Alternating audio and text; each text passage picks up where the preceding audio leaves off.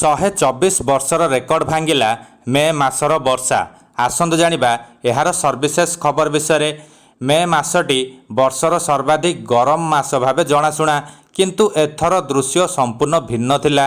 ଏଥର ମେ ମାସରେ ରେକର୍ଡ ବର୍ଷା ହୋଇଛି, ଏପରିକି ତାହା 124 ବର୍ଷର ରେକର୍ଡ ଭାଙ୍ଗି ଦେଇଛି। ପାଣିପାଗ ବିଭାଗ ତଥା IMDର ରିପୋର୍ଟ ଅନୁଯାୟୀ ଏଥର ମେ ମାସରେ 126.7 ମିଲିମିଟର ବର୍ଷା ରେକର୍ଡ କରାଯାଇଛି।